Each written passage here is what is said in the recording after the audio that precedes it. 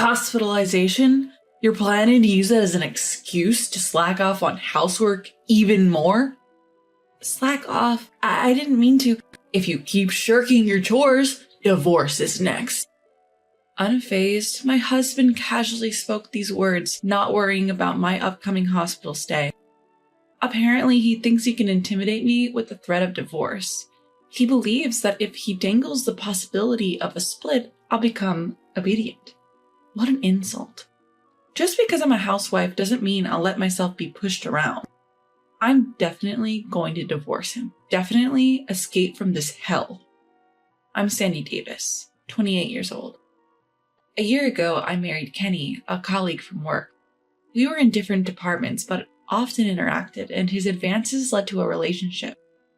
After dating smoothly, we finally tied the knot. With our marriage, I resigned from the company and became a full-time housewife. That's because Kenny had said this to me before we got married. Hey Sandy, after we get married, could you become a full-time housewife? Huh? But I don't really hate my current job.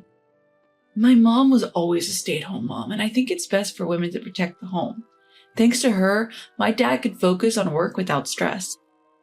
Is that so? Are you sure? I mean, I'm not particularly skilled at housework or anything. That's okay. All I want is for you to handle the house without overworking yourself. I'll earn our living out there. Okay, I understand. If you say so, Kenny, I'll try being a housewife. So I quit my job and started a new life as a housewife.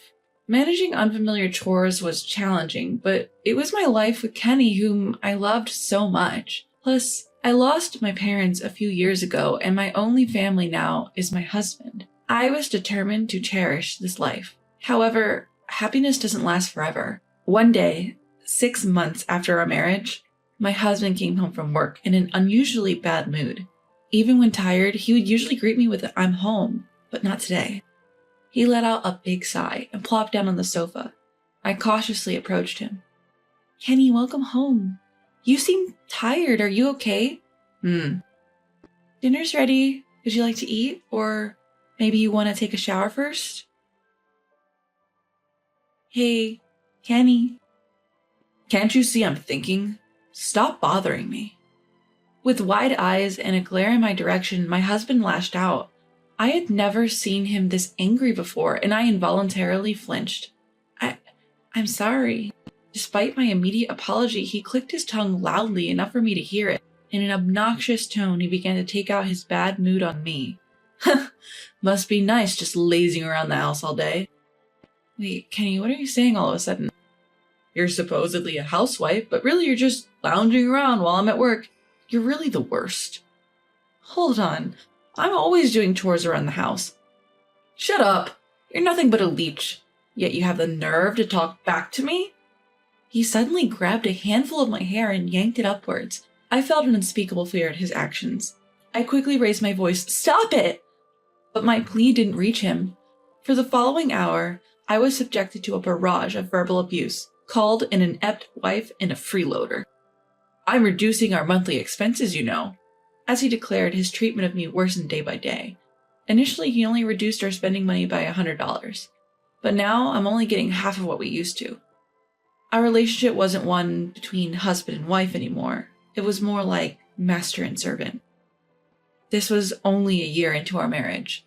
You might think it's only been a year, but for me, it was a year of hell. From the day Kenny lost his senses, time seemed to crawl at a painfully slow pace. Every night, I was reprimanded and blamed for every little thing. Even so, the reason I stayed with Kenny as a couple was because I couldn't bring myself to truly dislike him. I kept hoping he would someday return to his old self. One day, something happened. I was cleaning around the house when my cell phone rang. Checking the screen, I saw a name that I hadn't seen in a while. Laurie, a former coworker's. Excited by the unexpected call, I immediately pressed the answer button. Hello, Laurie. Long time no see. Sandy, it's been a while. Hey, can you chat right now? Of course. I'm sorry for being so blunt, but Sandy, are you fighting with your husband? Arguing? Why do you ask? I heard through the grapevine. Recently, Kenny has been talking bad about you at work. What's this about? According to Laurie, my husband looks as if he is very dominant at home lately. She can't do anything without me. She's so helpless when it comes to housework. She would be divorced if she wasn't with me. Apparently, he had been bad-mouthing me to our former colleagues and junior staff in his department. Because I used to work at the same company, everyone in his workplace knows me. My former coworkers, familiar with me, seem to have subtly defended me, but it seems that even this did not sit well with Kenny, and he was giving the cold shoulder to the juniors and colleagues who defended me. Because of this, the trust he had built up was crumbling, and the atmosphere in his department was supposedly quite bad. Upon hearing this, Laurie felt concerned and decided to reach out to me. I was at a loss for words after hearing this series of events. Not only did I feel guilty, but I also felt extremely embarrassed that my husband was causing trouble for his coworkers. I'm sorry, Laurie. It seems like Kenny has been causing trouble. It's okay. I'm in a different department, but you need to do something about this sooner. Kenny will be isolated at work. I know, but he won't even listen to me at home. I see. But it would be better to discuss this before things get out of hand. For your sake, and for Kenny's too. Yeah, you're right. Thanks, Laurie. I'll try to talk to him tonight. Give it a try, and if anything comes up, I'm always here to listen. After saying thank you and hanging up the phone, I got back to cleaning. I made up my mind to have a serious talk with Kenny once he got home, and so I waited for his return. Several hours later, my husband came home from work as always. He headed straight for the fridge and grabbed a beer. In the past few months, he hadn't even been saying, "I'm home," nor discussing the events of his day. After finishing his meal, he usually starts lecturing me, so before he could take a sip of beer, I brought up the conversation. "Hey, Kenny, have things been going well at work recently?" "Huh? What's with the sudden question? I'm not so incompetent that you need to worry about me."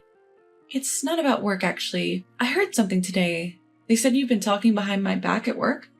"Talking behind your back? What are you talking about?" "Don't play dumb." I rebuked my husband, who tried to play it off. I confronted him, making it clear to my surprised husband. "Hey, what do you want to accomplish? Not just at home, but even at work. You've been bad-mouthing me. What's so fun about creating a negative atmosphere in your department?" "Huh? What are you saying? Do you realize everyone is having a hard time because of you, Kenny? Why can't you see that? If you want to talk bad about me in front of me, then do as you please, but don't cause trouble for your colleagues too." Right after I said that, a sharp sound echoed in the room. I felt a dull pain on my left cheek, slowly spreading. A few seconds later, I realized my husband had slapped me. "Why would you do that?" "Why? It's because you keep back-talking." "Back-talking? I was just worried about you, Kenny." "Shut up! There's no reason for you to be ordering me around. Get it? You can live because of me. If you understand that, just keep quiet and take care of the house." He spat out the harsh words with a strong tone. I was unable to articulate a response. I had plenty to say, but my body wouldn't cooperate due to the fear. Afterwards, my husband started drinking his beer as if nothing had happened. He started laughing while watching TV and ordered me to bring him snacks. In the end, no matter how much I worried about him, no matter what I say to him, it's all pointless. No matter what, I can't seem to get my husband to understand. Since then, the way he treated me worsened day by day. Not only my heart, but also my body was in shreds. Then one day, on my way to the grocery store, I was suddenly overcome with extreme nausea. My vision warped and I was assaulted by such severe dizziness that I couldn't even stand. When I regained consciousness, I found myself in a hospital bed. The doctor, upon seeing me awake, kindly explained everything to me. I had collapsed on the street. I was suffering from malnutrition, and the stress had caused me to develop a stomach ulcer. "Miss Davis, right now, both your mind and body are completely exhausted. You're in a severe state of overwork. For now, you should be admitted to the hospital for about a week." "Hospitalization? But I'm a stay-at-home wife, and the household chores." "What are you saying? If you continue like this, you'll wear yourself out." "I understand." But then it was already past 7 p.m. I decided to contact my husband to bring me some change of clothes, so I took out my phone. To my surprise, there were tons of messages that had arrived within the last hour. "Where are you now? Get back home, now! You're such a money sucker, and now you're slacking off from your chores?" He must have returned from work to find me gone and gotten furious that cleaning and laundry weren't done. Gathering my courage, I called him. After a few rings, he picked up. "Where the hell have you been? And what have you been doing?" He shouted as soon as he picked up the phone. I took a deep breath and slowly explained the situation to him. "That's why the doctor told me that I need to be hospitalized for about a week, so Hospitalized? So you're planning to use that as an excuse to slack off even more? I'm not slacking off, You've already slacked off on your chores, so the next thing will be divorce. What? You'd be in trouble if we got divorced, right? You don't have any relatives, do you? If I leave you, you'll be all alone for sure, won't you? Even though his wife had been hospitalized, instead of showing me concern, he used the threat of divorce to order me to come home. At that moment, a fury I had never felt before reached its peak. Enough. I've had enough. I will never be happy if I continue to live with this man. Then it's better to. As I gathered my thoughts, my husband caught up in his own power trip, starting to provoke me over the phone. Hey, are you listening? You'd be in trouble if we divorced, wouldn't you?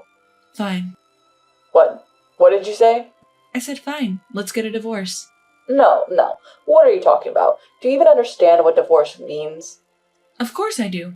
But in return, you prepared the divorce papers. As if you have the guts to divorce me. Just remember this. In his annoyance, my husband hung up without waiting for a reply. The next phone call came later. The caller was my old boss from the job I used to have. Actually, even after I became a housewife, my old boss had been contacting me on several occasions. You see, I used to enjoy getting certifications, and I had several before I got married. I got some during my student days and some after I started working, and they were all beneficial for my job. Thanks to them, I had a wide range of work responsibilities, and I was trusted by the higher-ups. When I decided to quit my job after getting married, they tried to keep me on many times. This time, having decided to divorce while in hospital, I was also considering returning to work. When I mentioned this to my boss, he immediately agreed to take me back. He even took care of the arrangements for company housing, so it was decided that I would return to work and move into the dormitory next month. I'm ready now. I can get away from my husband at any time. Later, when I returned home from the hospital, I found the completed divorce papers on the desk. I signed them and immediately submitted them to the courthouse. I hurried back home and packed up my essentials. Then I left the house before my ex-husband returned. A few hours later, while I was taking a breather in a budget hotel, my phone vibrated with a call from Kenny. Reluctantly answering the persistent phone calls, he yelled at me. Hey, did you get discharged from the hospital today? Yes, so what? I responded. What do you mean, so what? You didn't leave the divorce papers, so you went home, did you? Why didn't you wait for me to come back? You already know the answer. There's no reason to live together in the same house when we're strangers now, is there? Huh? Strangers? What are you talking about? You threw away the divorce papers, didn't you? Threw them away? You got scared when you realized I was serious about the divorce papers and threw them away, right? It seems like Kenny is convinced that there's no way I could go through with the divorce. As proof, he is convinced that I threw away the divorce papers and speaks as if I have no intention of divorcing at all. Responding to him, who didn't seem to understand the situation, I replied sarcastically, "Listen, you seem to be misunderstanding something, but I never threw away the divorce papers." Huh? Then where are they? I've submitted them. To the city hall. What kind of joke is... It's not a joke. It's already been accepted, and you and I are now strangers. We'll never have to deal with each other again. At that explanation, he raised his voice. Don't mess with me.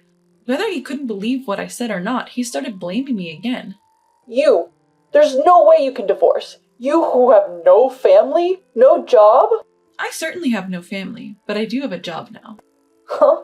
You're a housewife. That was true until now. I contacted my boss while in the hospital, and they agreed to hire me back. That's not something you can do so easily. It's possible. They even told me they want me back. There's no way. You probably don't know, but I'm going to resume work and live in the company's dormitory from next month. Then over the phone, Kenny let out a painful voice. Wait a minute. This must be a joke, right? I wasn't serious about the divorce. I don't care. I accepted the divorce because it was what you wanted. There's no problem with that, right? But that's a problem. How am I supposed to live without you? As soon as he understood it was a divorce, my ex-husband began to cling without learning his lesson. Disgusted by his attitude, I couldn't help but raise my voice. Huh? I don't care about your life. You're an adult. Figure it out on your own.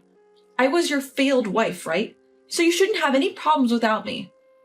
That's not true. Wait, I apologize. Please forgive me. Shut up. I don't love you one bit anymore. I will never forget how you treated me like a slave. Don't ever appear in front of me again. Reflect on your actions and live alone for the rest of your life. After hanging up the phone unilaterally, I blocked his number.